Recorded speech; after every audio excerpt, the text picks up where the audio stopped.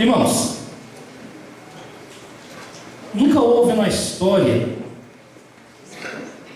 da humanidade, isso penso eu, um momento de crise, de identidade, com respeito ao que é ser filho de Deus, como é o momento ao qual nós estamos vivendo. Nunca houve, toda essa história, essa longa história dos homens, um momento onde os homens e as pessoas fossem tão diferentes com o seu próximo.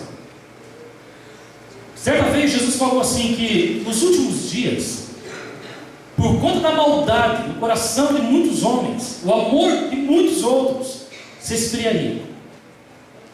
E nós estamos literalmente vivendo esse momento. Um momento onde é cada um por si. E cada um por si. Esse é o ditado, né? Na verdade é cada um por si, e Deus tentando restabelecer a unidade do povo. Porque cada um por si, Deus por todos, não é bíblico.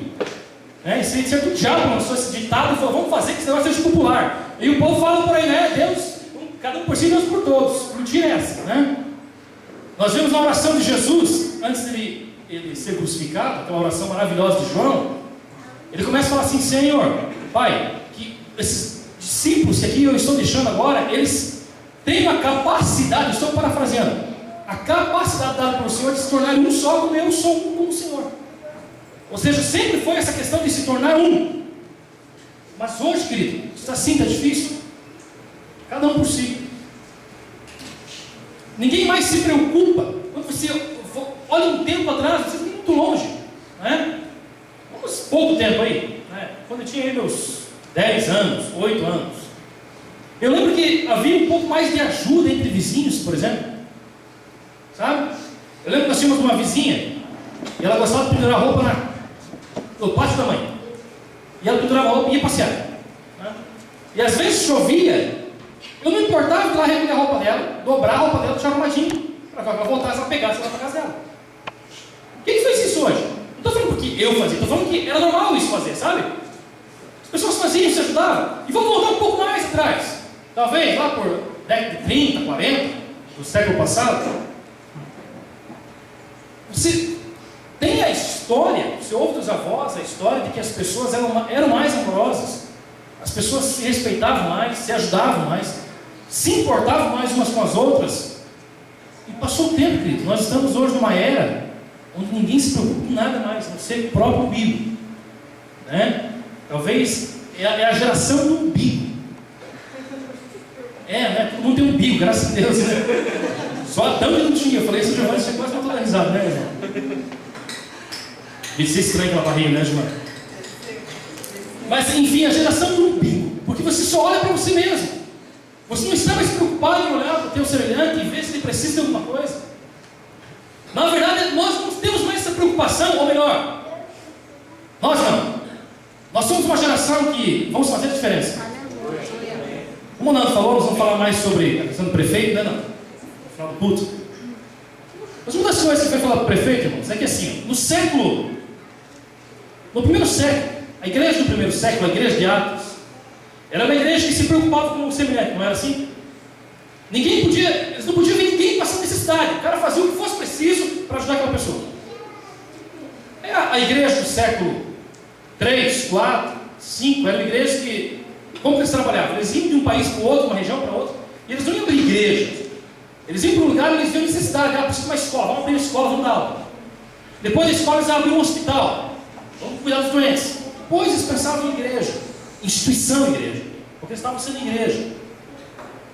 A questão é que, nessa era que nós vivemos, é muito complicado. E nós, na conversação com o prefeito, chegamos e falamos que nós queremos ser essa geração. Uma geração que não chega para o prefeito e fala assim: nós vamos pedir para o senhor aqui o melhor terreno da cidade. Nós queremos um terreno mais alto, mais bem localizado, na frente de uma praça. Nós queremos isso. E é o que sempre aconteceu ao longo da história. Querido. Nós chegamos lá e não falamos: não viemos pedir nada. Em outras palavras, nós viemos abençoar você, não viemos pedir nada. Viemos trazer algo para você e levamos a vida de Deus naquele lugar. Isso não é se importar? Não é quebrar o paradigma. Porque até no meio cristão ninguém se importa com nada mais, querido.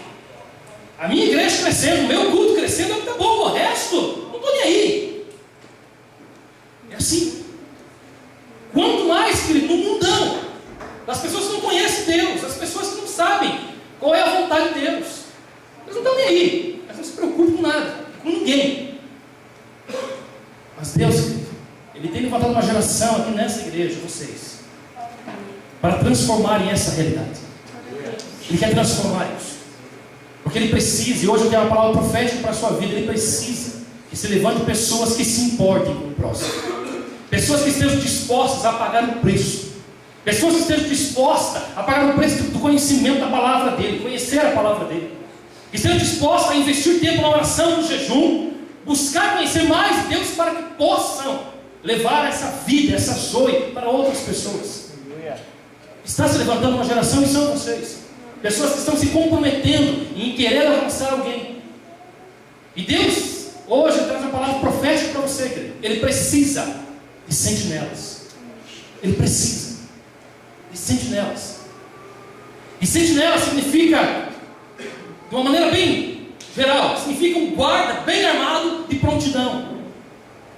Alguém munido de armas, pronto para qualquer coisa. Sentinela também significa o cara que vigia, o cara que cuida.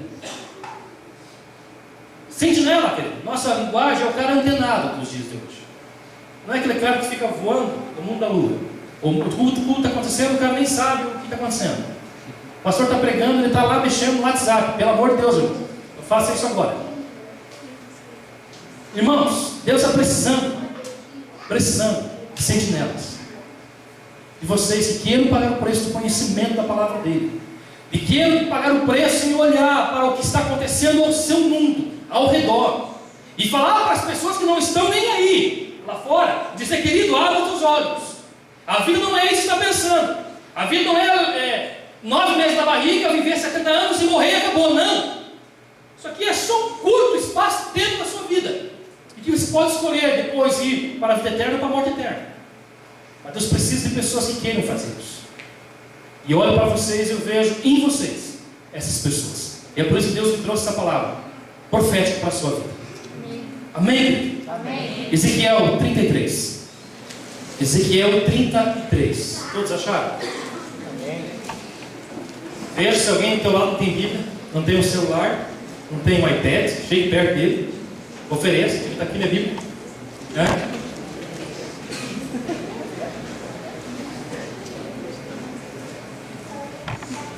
Amém, querido?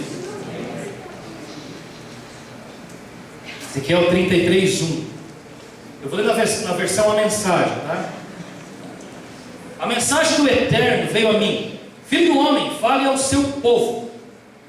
Diga a eles: se eu trouxer guerra sobre esta terra, e o povo escolher um dos seus cidadãos para a sentinela, e se a sentinela vir a guerra se aproximando e tocar a trombeta, avisando o povo, e alguém ouvir o som da trombeta e o ignorar, e a guerra vier e o levar, a culpa é toda dele. Ele ouviu o alarme e o ignorou, será culpado. Se ele tivesse levado a sério, teria salvado a vida. Versículo 7. Você, filho do homem, é a sentinela. Até aí. E eu quero falar sobre o seguinte tema nessa noite, irmãos. Sentinelas da última hora. Vocês são as sentinelas da última hora. Eu particularmente acredito que nós somos a última geração nessa terra. A última geração. Depois de nós, querido, eu não acredito que o Senhor vai demorar muitos anos para voltar. Ele vem enquanto nós somos vivos. Eu acredito nisso. E por isso que a mensagem que eu trago é as sentinelas da última hora. E o primeiro ponto que eu quero chamar a tua atenção nessa noite é, querido, que Deus fala que se eu trouxer a guerra. Eu quero te falar que existe uma guerra. Eu quero te falar que nós estamos em guerra. E essa guerra não começou hoje. Ela começou há milhares de anos atrás. Ela começou quando Deus criou o homem e plantou no jardim do Éden. E talvez você me pergunte: que guerra é esta? A guerra que eu falo é a guerra em dominar o coração do homem. É o desejo que se tem de dominar o coração do homem. Essa batalha é tão ferrenha que começou lá dentro do Éden, quando o diabo viu que a criação de Deus era maravilhosa e perfeita, porque não tinha pecado. Ele pensou: eu preciso fazer alguma coisa, eu vou oferecer algo para eles. E o pecado ao qual Satanás caiu foi o pecado do orgulho, o pecado de tentar ser alguma coisa, não é verdade? Ele tentou ser igual a Deus. Então ele chega para Eva e ele faz a mesma proposta. Ele fala: olha Eva, você pode ser igual a Deus. Na verdade, não deixa comer esse fruto aqui, porque ele sabe que quando você comer, você vai ser igual a ele. E o ser humano, desde aquela época, tem esse problema de querer ser alguma coisa, querer buscar ser alguém. Só que é tão complicado, queridos, porque o nosso Pai, que é Deus, ele nunca tentou ser alguém, porque Ele é. E Ele não está buscando até hoje: quero ser o Deus, ou tal pessoa. Não, Ele é Deus. Se a pessoa não quiser Ele como Deus, tudo bem. Ele vai fazer tudo para chamar o ser humano, para se mostrar ao ser humano. Mas o ser humano tem um livre-arbítrio. Então o homem cai, o homem peca. E quando o homem caiu, quando o homem pecou, que a Bíblia diz que todos nós pecamos. Quando Adão pecou, todos nós pecamos. Virou uma confusão geral. Um negócio muito complicado. Porque a partir desse momento, toda a criação de Deus se tornou uma criação caída. Aquilo que era perfeito caiu. Caiu no ranking, não da FIFA, no ranking de Deus. O negócio ficou mais feio que o Brasil perdendo 7-1. Ficou complicado. Caiu muito, está lá, ficou lá embaixo. E o grande problema disso aqui, querido, é que o ser humano, depois disso, ele já nasceu debaixo de uma influência maligna. E ele nasce debaixo de uma influência maligna. Não estou falando de possessão, não estou falando que o bebezinho nasce endemoniado, não é isso. Eu estou falando que ele nasce debaixo de uma influência maligna, com muita força sobre a vida dele. Por exemplo, eu não ensinei a Isabela no dia. E ela falou comigo: papai, é só de mentirinha. Esse dia ela falou: como só de mentirinha? De onde vem essas coisas? De onde vem a teimosia? Filha, não faça isso. Vou fazer. 2 anos e meio, irmãos. Não pode uma coisa dessa. Natureza adâmica. Vai ter que se converter um dia. Mas é verdade, querido. Natureza adâmica. Assim como você um dia reconheceu que você era um baita pecador, né? Estragadão, eu estou vindo toda torta. Nós temos que fazer isso mesmo? Então vai ter que fazer também, querido. Mas então todo ser humano já nasce com isso, querido. Colossenses vai falar que todos nós pecamos, ou melhor, Paulo, falando dos Colossenses, todos nós pecamos e separados estamos de Deus. Pronto. Todo ser humano é assim. E ele só se volta para Deus quando então ele reconhece que ele precisa de Deus. Pronto. Quando ele reconhece, ele volta para Deus. E o problema dessa natureza adâmica, dessa humanidade que nós temos tão forte em nós, é que ela está o tempo inteiro guerreando contra Deus. Principalmente antes de você ser recriado. Porque quando você aceita Jesus, você é recriado. O teu espírito é recriado. Logo, toda aquela influência que Satanás tinha sobre a tua vida antes de Cristo, ela não passa a ser, ou não deve ser tão forte assim. Porque a carne, querido, nossa carne é pecadora, ela vai pecando até Jesus voltar, né? Nos arrebatar e transformar no seu corpo. Senão até morrer. Ela vai batalhar, porque a Bíblia diz isso. Que a nossa carne, ela vai batalhar contra o Espírito sempre. Sempre. Porque ela é pecadora. Mas quando nós aceitamos a Jesus como nosso Salvador, as coisas começam a mudar em nossa vida. Então aquela influência maligna, ela se torna mais fraca. Porque nós começamos a alimentar o nosso espírito então começa a dominar a nossa carne. Então a influência cai, apesar de ter uma influência, mas cai bastante. Mas porque nós fizemos uma escolha. Mas tudo isso é uma grande batalha que se trava onde? Nossa mente. Uma batalha entre a carne e o espírito todo dia, o tempo todo. Não é assim aquela canção? Todo dia o pecado vem, me chama, todo dia. Irmãos, deixa eu falar um negócio para você. Às vezes nós pensamos que o diabo, ele tira férias. Mas o diabo nunca tira férias. Enquanto você está dormindo, ele está maquinando algo contra a sua vida. Enquanto você está sossegado assistindo um filme, ele está pensando assim: o que eu posso colocar na frente dele para que ele pegue? Ele está o tempo todo tentando fazer com que você caia na tentação dele. Porque esta é a jogada que ele tem. Então a primeira guerra que nós temos é uma guerra pessoal, ao qual nós precisamos travar contra o nosso pecado. A primeira guerra a qual nós estamos inseridos não é contra alguém, é contra nós mesmos. É o momento onde nós devemos fazer guerra contra a nossa natureza caída. Não sei se você sabe disso, mas você precisa fazer guerra. Se você não faz guerra contra o pecado que é dominar, você perde. Você perde. E a maneira com que você faz guerra contra isso é alimentando o seu espírito, é orando, lendo a palavra, buscando a Deus. Porque essa batalha, como eu já falei, que ela começou muito tempo atrás. Lembra daquela história quando eles caíram? Lá, Adão e Eva caíram. E Deus chega e vai falar algumas coisas para eles, Deixa eu usar a palavra certa. Seria castigo. Vamos dizer, alguns castigos para o homem, por como pecou contra ele. Então ele chega a dar o seguinte: você pecou, cara. E você é o responsável por toda essa bagunça aí. Então assim, a partir de hoje, cara, você só vai ter as coisas suando bastante. E até hoje, irmãos, para nós conseguirmos uma coisa com muito suor. Só conseguimos as coisas com muito suor por causa de Adão. Quando chegar no céu, vamos conversar com ele, cara. Por isso tão mais fácil, não é, seu abençoado? Mas a Bíblia falou, Deus fala assim: olha, cara, até agora você colhia tranquilo. Talvez Adão chegasse e falasse: terra, eu quero trigo hoje. Talvez fosse assim, né? E a terra produzia trigo para ele, colhia trigo. Outro dia eu quero pepino, eu quero assim, enfim. Aí Deus falou assim: acabou a moleza, cara. Tu vai ter que agora pegar a enxadinha, pegar a foice, entendeu? Tu vai ter que agora cortar as árvorezinhas, tu vai ter que plantar, entendeu? Com muito suor você vai colher para você poder comer. Até hoje está assim.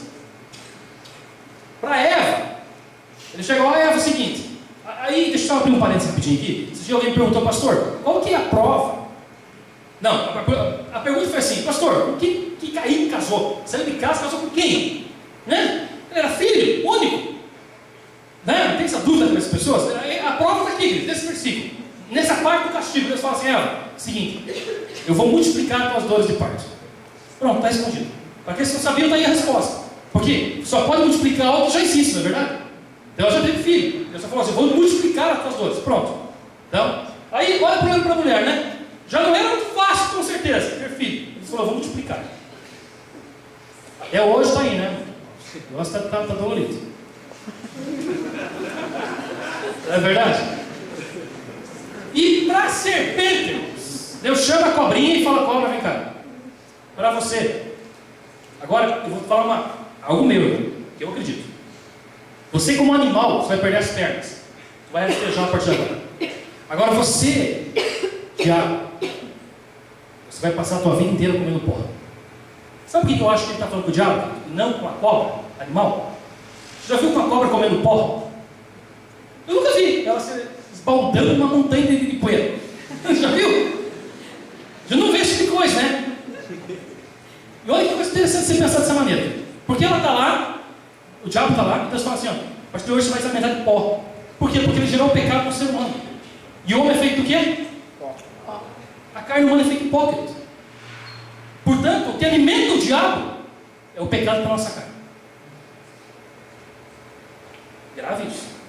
O que alimenta o diabo, que quer tentar a sua vida, é a legalidade que você dá através do pecado que está na sua carne. Isso aqui é uma coisa muito séria. Porque esta guerra, ela não é uma guerra tão simples. Ganha. Nós precisamos batalhar. Nós precisamos lutar, todos os dias lutando. Então a única base que o diabo tem contra a sua vida, a única ilegalidade que ele vai encontrar, é através do pecado que está na sua carne. Se você der legalidade, ele vai se alimentar. Se você não der legalidade, ele não vai, ele vai passar fome perto de você. O que ele faz aí? Alguém gosta de passar fome? Não, né? Para onde ele vai? Vai para outro lugar. Está entendendo, irmão? Está pegando aí? Amém? Amém? Isso, fala alguma coisa, irmão. Pelo amor de Deus.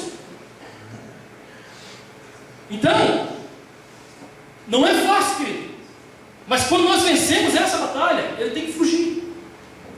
Por isso é que Deus fala na Bíblia: resistir ao diabo, ele fugirá de vós. Resistir a ele. Agora nós só resistimos essa batalha, nós estamos muito bem alicerçados. Agora deixa eu falar um negócio muito sério. Não brinque com Deus. E também não brinque com o diabo. Não brinque de ser crente. Vem para a igreja, no outro dia está na festa. Vem para a igreja, no outro dia está lá se espaldando no pecado. Não brinque com isso, querido. Porque você está alimentando o diabo através do pecado. Ah, Theo, mas o Deus não é mais o Deus do Antigo Testamento, que fulminava as pessoas, né? Pecou. Acabou com o cara, né? É verdade. Deus não faz mais isso. Mas ele deixou escrito aqui, né? O que vai acontecer. Só ler Apocalipse.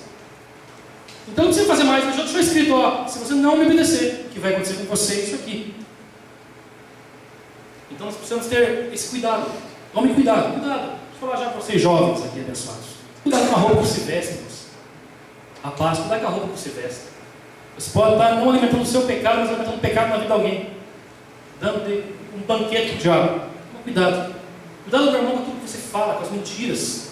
Talvez você costumava contar. Cuidado com isso. Mentira não vem de Deus, e o autor da mentira, o pai da mentira é o diabo. E nós não somos filhos do diabo, somos filhos de Deus. Então nós não vivemos na mentira, nós vivemos com a verdade. Mas essa batalha, ela pode sim, querido, ser ganha. Basta nós tomarmos decisão de ganhar. Nós precisamos. A segunda guerra que nós temos, querido, é contra o que o maligno quer fazer.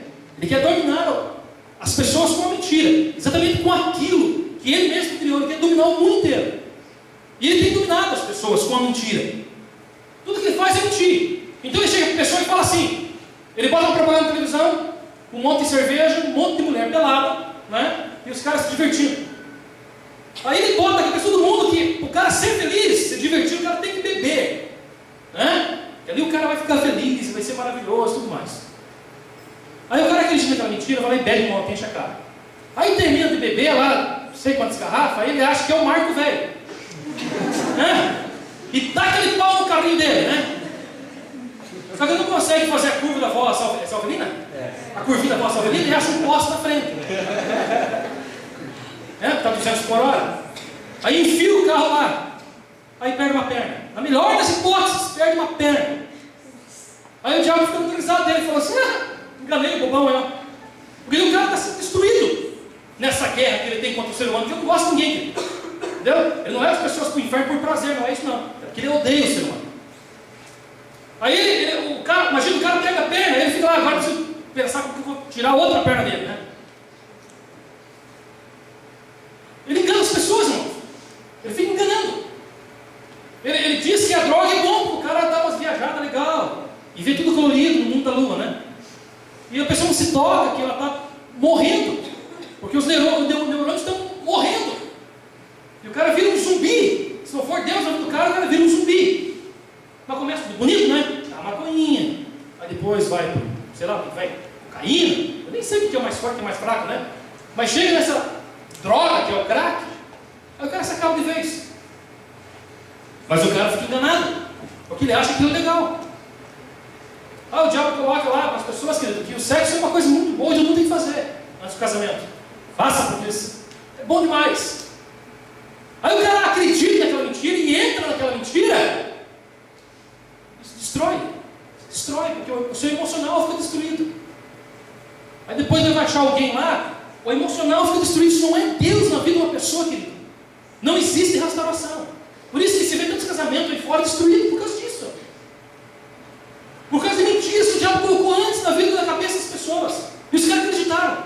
E eu estou alertando você hoje aqui, jovem. É uma guerra que nós temos que batalhar. Que nós temos que travar com o diabo agora, não mais contra nós. Estou falando da guerra, nós temos que avisar as pessoas que existe um problema aí fora. Existe, tudo isso é mentira. Que nada daquilo que aparece na televisão é verdade. É mentira, é engano. E que se a pessoa entrar naquele caminho, ele vai se estragar. Vai ficar complicado para ele. Então existe essa batalha e nós precisamos, querido, entender que nós estamos dentro dessa batalha. E o segundo ponto da mensagem vai dizer que Deus nos chama, querida, para aquilo que eu falei, a palavra profética para você hoje, versículo 7, veja lá. Você, filho do homem, é a sentinela. Você se crê cristão. Continua o texto. Deus está falando para vocês, fiz de vocês a sentinela de canoinhas. Não entenderam? Deus fala para vocês hoje, eu faço de vocês a sentinela de canoinhas. No momento em que você receber uma mensagem minha, avise o povo. Avise o povo. Acho maravilhoso porque Deus deixou Ezequiel. Ezequiel era um cara novão, tinha uns 30 e poucos anos, uma flor de idade. E Deus chama um jovem. E Deus escolhe os jovens para isso de uma maneira tão fantástica, porque na Bíblia ele vai falar várias vezes. João vai escrever, eu vos escrevo, jovens, porque vocês são fortes. Ninguém é forte. Porque vocês são fortes. Olha o que eu estou falando. Porque a palavra de Deus está em vocês. Porque vocês já venceram o diabo. Aleluia. Uma coisa linda, querido. Lá em Joel, Deus vai falar que Ele vai dar. Ele vai usar as filhas dos homens para profetizarem. Os velhos vão sonhar e os jovens vão ter visão. Aleluia. Você é profeta, irmão. Enquanto alguns estão dormindo aí, sonhando, nós estamos tendo a visão. Tendo a visão de Deus para o futuro, para aquilo que Deus quer de nós. Então Deus escolhe nós, jovens. Para quê? Para sermos sentinelas nesse tempo. Agora, querido, eu quero que você preste atenção em qual é a função do sentinela. Ele vai falar assim, lá no versículo, no começo lá. Se eu trouxer a guerra sobre essa terra e o povo escolher dos seus cidadãos para a sentinela. E se a sentinela vir a guerra, ou seja, se ele ver a guerra e tocar a trombeta. O sentinela tem duas funções. Ele precisa vigiar ou observar e alertar. Então ele vê, ele está antenado, está vendo o que está acontecendo. Ele não guarda aquilo para si. Ele fala com outras pessoas. Ele tem essa função, ele precisa fazer isso. Isso é um sentinela. E observar, vigiar, querido, é exatamente isso, é estar atento.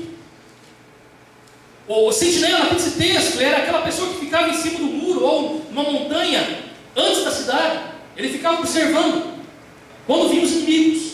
E quando vinha o inimigo, ele tocava o chofar, tocava a trombeta para avisar: olha, inimigo chegando. Vamos se preparar, alguma coisa vai acontecer. Era o cara que tanto observava quanto avisava. Ele tinha duas funções. E essa função, querido, dele estar observando, é muito séria. Porque é a nossa função como sentinelas. E o que é que nós temos que observar, jovens? O que é que nós temos que observar? A camiseta que o Marcos deu para o culto? Rosa? Não, né? Não é bem rosa. Não, tá bonito, cara. Show de bola. Será que você tem que observar a maquiagem da irmã do seu lado? Hein? Essa moça bonita do teu lado aí? Deixa eu ver. Nossa, não passou nem o lápis certo, né? Eu entendo esse negócio, quer dizer, mais ou menos, né? Porque a Fanny estava todo dia, né? Então, o rimo não ficou certo, sei lá. É isso que nós temos que observar, querido? Não é isso, né? Porque Jesus, ele chega, querido, certa vez, e ele fala para os discípulos. Os discípulos dizem: Jesus, quando vai acabar o fim dos tempos? Quando vai ser o final? Aí ele fala assim: olha, estejam alertas e observem os sinais. Observem os sinais. O que nós, como sentinelas de Cristo nesses últimos dias, nós precisamos fazer, querido, é observar esses sinais. E aqueles sinais que Deus falou lá para os discípulos, eles valem para nós. São sinais para nós estarmos observando. E você lembra tudo que Deus falou? Guerras haveriam antes do fim dos tempos. Pestes, mortes, pai matando filho, filho matando pai, maldade humana, perversão em todas as áreas da sociedade, da vida de uma pessoa. Tudo isso não está acontecendo? Acontece. E nós precisamos estar alertas e observar isso. E falar para aquelas pessoas que não sabem nada a respeito disso, cara, o negócio vai acontecer. Porque um dia Jesus falou que quando acontecessem essas coisas, ele viria no final. E tudo isso já está acontecendo, ou melhor, já aconteceu. Então nós precisamos estar alerta a esses sinais, querido. Falando em sinais, deixa eu falar um negócio para vocês aqui, jovens, muito maravilhosos. Sinal é uma coisa muito importante, viu? Você que é solteiro aí, meu irmão. Quando você vê um sinal, tu chega junto no pastor e pede, pastor, eu quero orar por tal pessoa. Ah, eu peguei, né, bonitão? Você ia sair daqui, né, fazer declaração de amor, né? Vai se converter. Né? Mas, irmãos, só você abre o olho. Aí o rapaz está aqui, né? A moça está piscando tudo que é jeito, né? Ela nem pisca mais, é um negócio que eu olho pro cara, né? E o cara não consegue ver aquilo. Fala, Senhor, cadê a minha prometida, né? Deus fala assim, não tem como dar para você ser sério. Então, o sinal é importante, viu? Você que é jovem, a moça também fica de olho no cara, né? Eu olho. Quando surgir alguma coisa, chama a gente para conversar. Está aqui o nome da Júlia, pede, você quer orar, viu, irmão? Assim que funciona dentro da igreja. Vem orar pela moça antes, né? Amém, jovens? Então fique atento aos sinais, jovens. Principalmente os sinais que Deus deixou escrito na palavra dele do que ia acontecer. Principalmente isso. Se atente porque Jesus falou, porque isso é o mais importante. E o segundo que o sentinela tem que fazer, a segunda função dele é avisar, é alertar, é tocar a trombeta que estava aqui. É o que diz que nós lemos no versículo 7. Fiz de você uma sentinela. No momento em que você receber uma mensagem minha, avise o povo. Nós precisamos falar. Não podemos guardar para nós que nós temos jovem. O que você tem aprendido, o que você precisa passar à frente. Você precisa falar de Cristo para as pessoas. Não é para você guardar para você. Porque normalmente assim, nós achamos que o que nós recebemos aqui dentro é um tesouro tão maravilhoso, e é mesmo, né? Eu guardo para mim, né? Enterra o baúzinho, 7 chaves, 7 palmos de terra e acabou, é só meu, né? Jesus agora é maravilhoso, é só meu, ele só vai me curar, ele só vai me restaurar, ele só vai me abençoar e acabou, é só meu. Não, Jesus é nosso, amém? E todo mundo também, ele quer ser de Jesus, todo mundo. Então você precisa compartilhar tudo aquilo que você recebe. Não guarde para você, você precisa alertar as pessoas. Mas alertar a quem? E sobre o que nós temos que alertar? Você é responsável em alertar as pessoas que estão ao seu redor, que não conhecem a Cristo ainda, que não sabem que um dia Ele vai voltar, que não sabem que Ele morreu na cruz do Calvário para salvar elas, que não sabem que se Ele não entregar a vida dele a Jesus Cristo, Ele não tem chance de salvação. Aquelas pessoas que estão no seu ciclo de convivência, são aquelas pessoas que você deve alertar. Você não precisa falar assim, então eu vou para a África para alertar alguém. Não. As pessoas que estão junto com você, os teus amigos de faculdade, de aula, de trabalho, teu vizinho, é aquelas pessoas que nós precisamos alertar, quem está ao nosso lado. Alertar sobre o quê? Continua no versículo 8 ali, ó.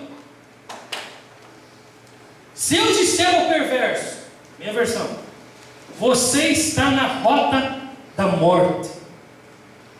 Irmão, olha o que Deus está falando. Existe uma rota de morte. Existe. As pessoas não acreditam. As pessoas não acreditam que existe inferno. Elas não acreditam. Elas acham que isso é história. Para boi dormir. Mas Deus está falando que existe uma rota de morte. Existe, Jesus falou que existem 2 portas. Nós podemos escolher qual nós vamos entrar. Uma leva a vida, a outra leva a morte. Ou seja, uma dessas portas abre para essa rota da morte. E a pessoa entra por dentro dela e lá ela escolhe várias portas que levam a mais perdições ainda. Então existe uma rota de morte que dá direto no inferno. E que nós somos, como sentinelas, obrigados a informar as pessoas que elas precisam de Deus. Segundo, falar que as pessoas precisam se arrepender. Olha o versículo 10 ali, ó. Filho do homem, fala a Israel, diga, vocês disseram, nossas rebeliões, nossos pecados estão pesando sobre nós, estamos afundando, como podemos continuar vivendo? Diga a eles, tão certo como eu sou o Deus vivo, não tenho prazer na morte dos perversos, Quero que eles se arrependam dos seus maus caminhos e vivam. Deem meia volta. Voltem dos seus maus caminhos. Por que morrer? Então nós precisamos falar que eles precisam se arrepender, querido.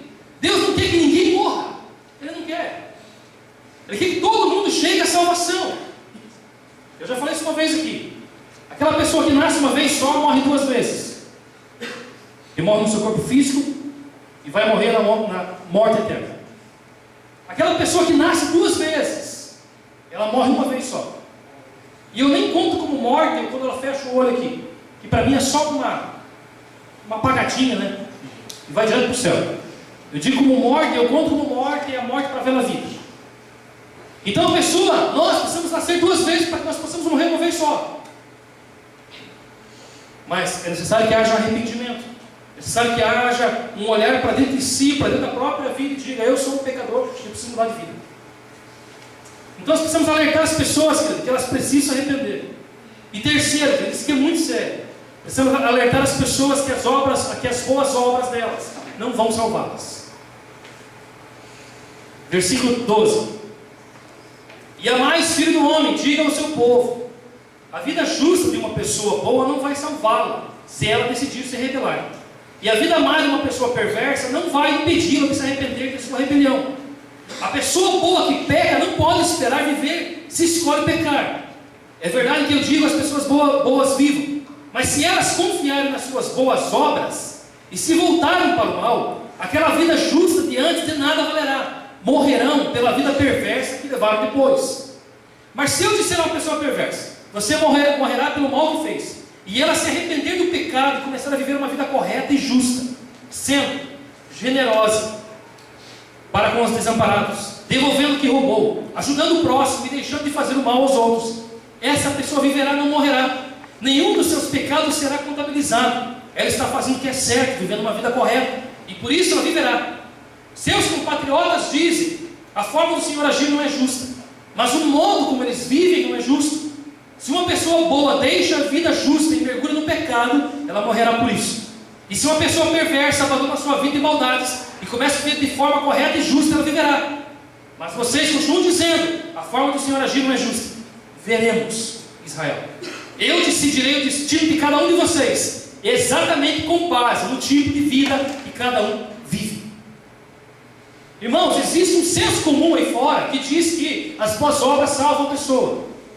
Isso é uma mentira. Ninguém é salvo pelas boas obras. Ao contrário, nós somos salvos para as boas obras. Primeiro nós somos salvos, e aí nós começamos a fazer as boas obras como aqui a palavra diz. Começamos a mudar a nossa maneira de agir. Mas, as pessoas pensam que por ela, durante uma semana do ano, não comer carne vermelha, se abster de todo tipo de pecado que ela acha que é pecado. Ela acha que é pecado, tem um monte de coisa que ela não acha que é pecado. Ela acha que ela está tudo correto na vida. Tem pessoas que acham, irmãos, que pelo fato dela não adulterar o ato em si, ela está tranquila. Tem pessoas que acham que mesmo que ela adultere, mas ela levando uma cesta básica para o desamparado, para o morador de rua, para o cara que fica na frente da rodoviária ali, os índios ali, ela vai para o céu, ela vai ser salva. Eu tinha um patrão, e ele era um cara dizimista, fiel, mas a vida toda torta. E ele achava que ele era salvo por causa disso. Não, mas eu sou dizimista. Ele falou para ele assim: não tem nada a ver, cara. O que você está fazendo é somente levando dinheiro para a igreja, né? E no caixa da igreja está contabilizando, mas perante Deus não vale nada. Então as pessoas acham que as boas obras que elas fazem, entre aspas, boas obras, entre aspas, porque não existe boa obra sem Deus na vida da pessoa, ela faz com algum interesse, sempre com algum interesse. O interesse às vezes é o que quer ser salvo, né? Então, elas acham que as boas obras vão salvá-la, e lá fora todo mundo acha isso, e você precisa alertá-los, querido, que isso não existe. Ninguém é salvo pelas boas obras. Somos salvos pela graça do Senhor sobre as nossas vidas. Somos salvos em reconhecer que nós somos pecadores, que Jesus morreu na cruz por nós, e que se não fosse Ele na cruz do Calvário, nós estaríamos perdidos. Só assim nós somos salvos. Então nós precisamos alertar as pessoas a respeito disso. Terceiro ponto: nós daremos conta, meu irmão, desta função que Deus nos dá, de sentinela. Nós vamos dar conta dessa função perante Deus. Volta lá para o versículo 1, nós vamos ler bem devagarinho agora, para que você pegue os pormenores.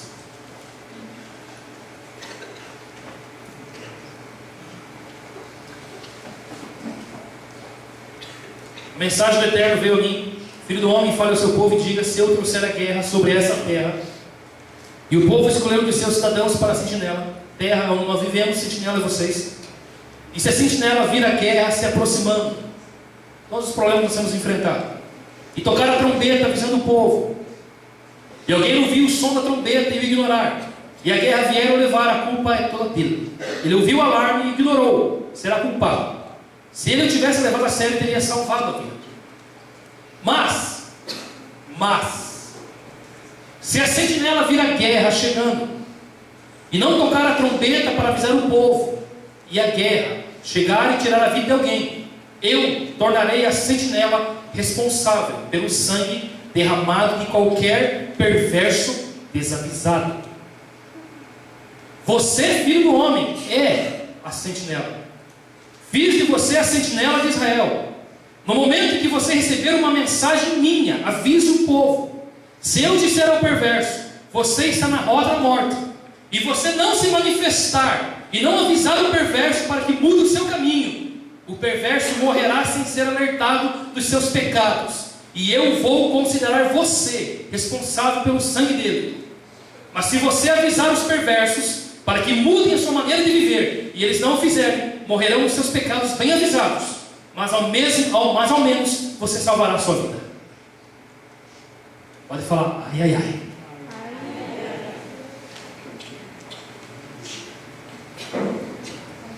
Irmãos, nós sabemos qual é a verdade. Nós conhecemos a palavra. Nós conhecemos os mandamentos que o Senhor nos deu. Deixa eu falar um negócio muito sério segundo esse texto. Se nós não falarmos, nós seremos tidos como culpados da vida de cada perverso. É o que o texto nos diz. Conhece aquele ditado: quem cala consente? Se você cala perante uma pessoa errada, ela falou um monte de asneira, você está consentindo com o erro dela.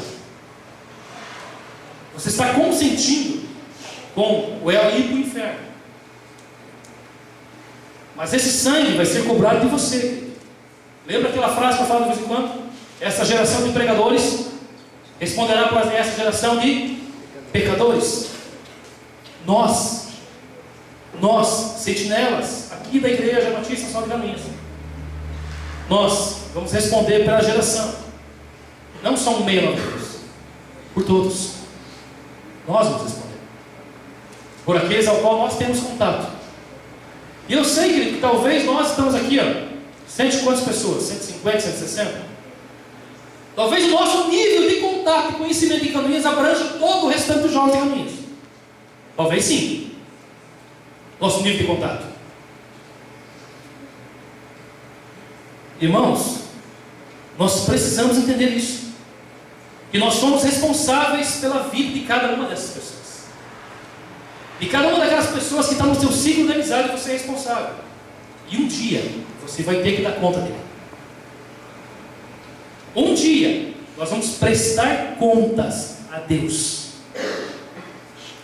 E deixa eu falar uma coisa séria, querido. Naquele dia, as desculpas não vão colar. Não vão colar. E nós somos especialistas em dar desculpas para tudo e para todos, né? Damos desculpa para tudo. Mas naquele dia, perante Deus, querido, no tribunal que vai ter, nós não vamos poder dar desculpas. Isso fala prestar contas, Theo. Sim. Mas eu sou salvo? É. Mas vai prestar conta a si mesmo, da sua vida. Tudo que fez. Das pessoas que estavam ao seu lado. Abra lá em Romanos, capítulo 14.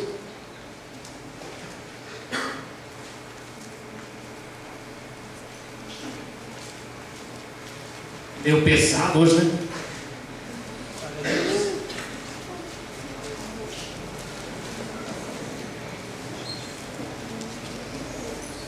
parte B do versículo 10.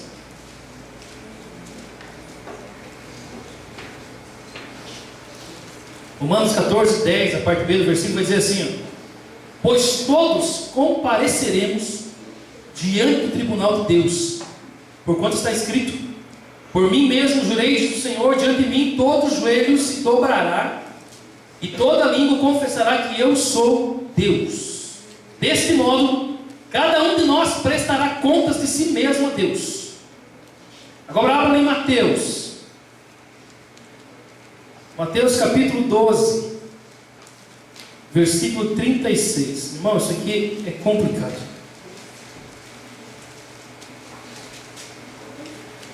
Mateus 12, 36. Olha isso aqui. Por isso eu vos afirmo, Jesus falando, que toda palavra fútil, inútil, que as pessoas disserem, dela deverão prestar contas no dia do juízo. Pode falar misericórdia. Você já falou uma palavra fútil e inútil na tua vida?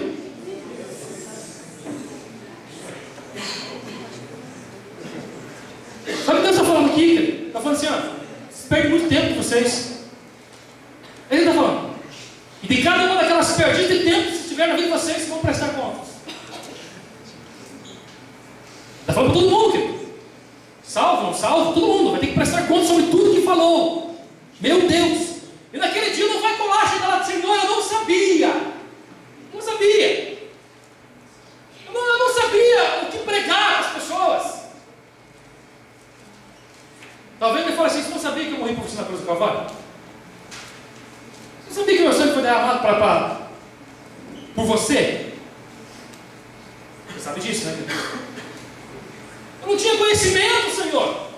Eu não fiz um curso de teologia. Eu não sabia a hermenêutica e exegese do texto. Não sabia nada desse negócio. Não sabia, não vai rolar. Não vai adiantar. Porque para pregarmos o Evangelho do Senhor, querido, basta falar assim: Jesus é bom. Jesus te salva, Jesus te cura, Jesus quer te alcançar, é só isso. Então não vai adiantar chegar para ele: Senhor, eu não sabia, não tinha capacidade, não tinha inteligência, não tinha conhecimento sobre tal assunto, né? Porque ninguém vai chegar para você e falar assim: viu, me fala sobre escatologia, por favor. Me fala sobre o estudo do fim dos tempos, eu quero saber como vai ser. Jesus vem antes da tribulação, depois da tribulação, não é tribulação, ninguém vai chegar assim. Então, até porque ninguém sabe o que vai acontecer, né? Discutindo já faz anos, ninguém vai chegar a conclusão nenhuma. Não vai ter como chegar lá, querido, dizer assim: Senhor, eu não tinha tempo. Não tem como. Isso não vai colar, querido. Porque ele vai chegar e vai dizer: me empresta o celular. Imagina que querendo que eu fosse Deus. Eu não sou Deus, né? Eu já me empresta o celular. Não tinha tempo? Não dá nada. Quantos WhatsApp por dia você manda para as pessoas? Não, pastor, mas é mensagem curtinha. Eu mando só 100. E tem gente que manda mais de 100. 25 segundos cada mensagem. Só fazer uma continha básica. Quanto tempo nós perdemos? Então cuidado, não pode chegar e falar: deixa eu me emprestar o smartphone. Quero dar uma olhada. Vamos ver se realmente não teve. Vamos ver se não teve realmente tempo para mim, para falar de mim. Então, querido, não vai colar. Se desculpas que não vai colar. É o dia que nós vamos chegar perante Deus e nossa vida vai ter uma auditoria sobre nossas vidas, sobre tudo da nossa vida. Vai ser feita uma auditoria, nós vamos ter que dar conta de tudo. Eu gosto de uma frase que eu li num livro um dia: nós vamos nos encontrar com aquele que sabe fazer perguntas. Ele sabe fazer perguntas. E a questão é que na frente dele, ele não tem como se mentir. Nós podemos mentir uns para os outros aqui. Nós somos oniscientes. Ele é onisciente, ele sabe tudo. Mas graças a Deus, graças a Ele mesmo, né? Que aquele que vai fazer as perguntas, ele já nos passou a cola antes, né? Já nos passou quais são as perguntas que você perguntar no dia. Tipo assim: o que fizeram com o meu filho Jesus? O que ele foi na sua vida? Qual a importância que ele teve para você? O quanto você o amou? O quanto você se entregou por ele? O quanto você trabalhou por ele? Ele vai fazer essa pergunta. O que mais? O que vocês fizeram que eu dei para vocês? O que vocês fizeram com recursos que eu dei para vocês? Dons, talentos, recursos materiais, inteligência. O que vocês fizeram com o mandamento que eu deixei para vocês? Ir por todo mundo e pregar a evangelho a toda a criatura. O que vocês fizeram com a mensagem que eu mandei no dia 2 de agosto de 2014, onde eu avisei vocês que vocês eram os sentinelas que eu estava levantando em caminhos, e que as mensagens que vocês ouviram de mim se deveriam passar para frente. Ele vai fazer essa pergunta para nós um dia. Vai nos chamar para isso e vai nos perguntar. Eu quero terminar falando para vocês é que nós estamos no fim dos tempos. Tudo está indicando isso. Você acha que essa guerra lá em Israel, querido, é por nada? Você acha que a mídia batendo contra Israel, porque estão matando crianças, estão matando um monte de gente inocente, você acha que é normal, querido? Se você não sabe, a Bíblia já conta, querido, que vai haver uma guerra, onde todas as nações vão se revoltar contra Israel, e vão sitiar Israel, para acabar com a nação de Israel. A Bíblia já conta. Tudo está sendo preparado, né? Tudo. Nós aqui, estamos falando o quê?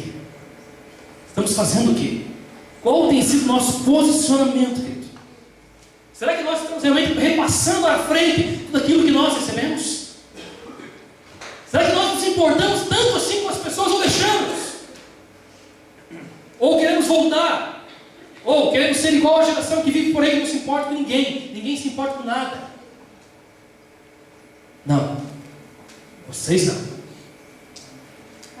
Somos a geração de sentinelas que se importa com o próximo, sim. Somos uma geração que conhece o que vai acontecer, que o fim está próximo. E que nós queremos levar uma multidão para Cristo. Nós queremos chegar um dia perante Cristo e falar: Senhor, aqui estão as pessoas, Senhor. Aqui estão as pessoas que estavam ao meu redor. Meus parentes, meus pais, meus tios, meus avós, meus primos. Eles estão aqui, Senhor. Eu sei que não é fácil. Falar sobre Jesus para muitas pessoas não é uma coisa fácil. As pessoas têm... Jesus é um cara que morreu na cruz, que foi um bom homem, somente isso. Não. Não é fácil, mas a tua palavra, querido, você falar o que você acredita, aquilo que você vive, você está livrando o seu sangue da vida daquela pessoa. Hoje eu contei a história do meu avô, né? Que Deus falou para ele no meio da rua que ele ia encontrar uma pessoa na próxima esquina que ele deveria falar para aquela pessoa se voltar para ele. E o meu avô encontrou aquela pessoa e falou: olha, Deus falou comigo agora há pouco, eu ia encontrar com você, e o recado dele é para você voltar para ele. E aquela pessoa debochou do meu avô, falou: não quero saber desse negócio mais, não acredito mais nada disso. Na outra esquina, o caminhão pegou ele e morreu. Se o meu avô não tivesse falado para aquele homem, o sangue daquele homem estaria sobre a vida do meu avô. Ele queria responder para aquele homem. E aquele testemunho meu avô me contou muitas vezes. Muitas vezes. O que nós estamos fazendo com o que nós temos recebido? Fique em pé, querido. Eu estou hoje aqui como sentinela para a sua vida, alertando você. O fim está próximo. O fim está próximo. Jesus vai voltar para buscar um povo santo e separado. E só existe uma maneira de chegar ao Pai, é através do Filho. Ele falou. E aquelas pessoas que não estiverem preparadas não vão ser salvas.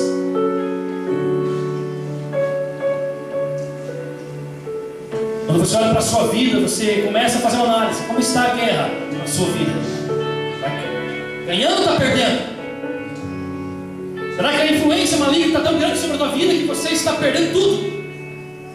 Talvez seja assim, querido. Não estou te acusando, estou somente falando que é assim mesmo que acontece. Quando nós não temos Deus em nossa vida.